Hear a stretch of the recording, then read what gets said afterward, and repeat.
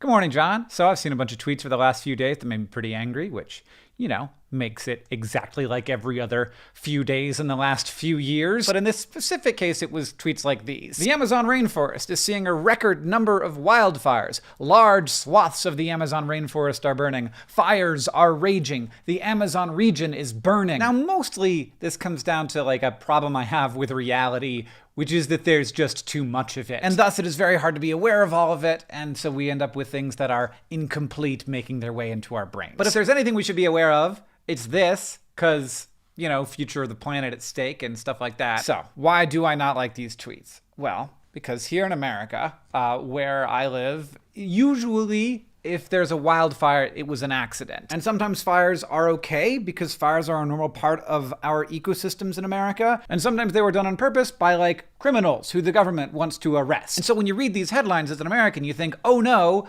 a fire happened.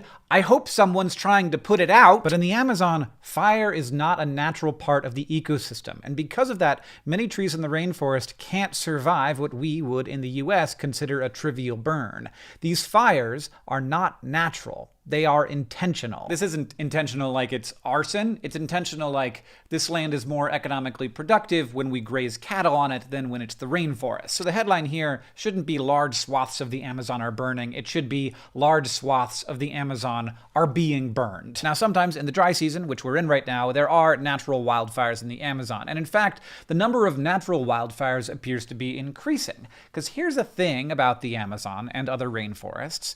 With plenty of water and plenty of sunlight, the ecosystem is really good at using everything that comes its way. That means that most of the water that falls is immediately released back into the atmosphere by this tremendous amount of vegetation. Photosynthesis gets done when water evaporates out of plants. A single tree can evaporate more than 50,000 gallons of water per year, and once that water is back in the atmosphere, it falls again. Rainforests don't just thrive on rain, they make rain. So when there's less rainforest, there's less rain and more fires. But that's not the real reason there's so many more fires this year. It's not hotter than normal. It's not drier than normal. The thing that changed in Brazil is who the president is. The moment he was elected, Jair Bolsonaro rolled back environmental protections in Brazil. Earlier this month, he fired the head of Brazil's National Space and Research Institute after he defended data showing that deforestation had grown 40% in the last year. Bolsonaro says that figure is wrong and that deforestation is down. That's a lie. When asked why there are so many fires this year, Bolsonaro said that maybe environmental organizations are setting them to make him look bad.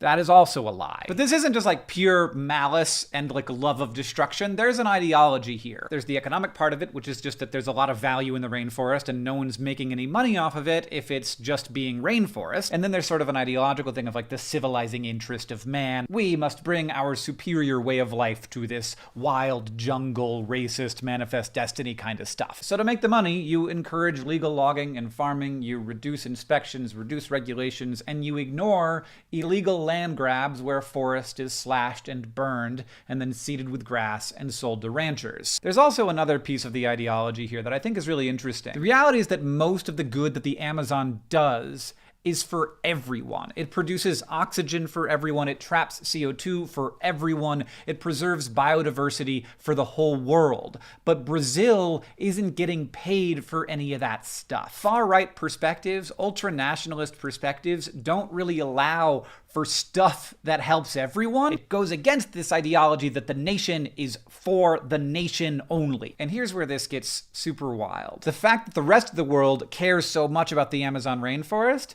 isn't perceived as a reason to protect it. It's perceived by these people as a threat. It's like a claim on their sovereignty. It's thought of as internationalization. After all, legitimately, what right do I, as an American, have to tell Brazil what to do with its rainforests? In America, we have deforested everything we can. So our interest in protecting it actually becomes a reason for some people to want to destroy it. If you live in a world where everything is a zero-sum game, why should anyone else benefit from our property? And then there's the reality that the Amazon is not, as we sometimes imagine it, empty. There are many indigenous people, other people who live and work in the forest and who rely on the forest for their livelihoods. But those people are often not seen as real Brazilians by these nationalists. Nationalism is an inherently exclusionary ideology, and that's why fascism, nationalism, and racism so often walk together. But here's the thing. Of course, if the Amazon rainforest was 100% pasture land and soybeans,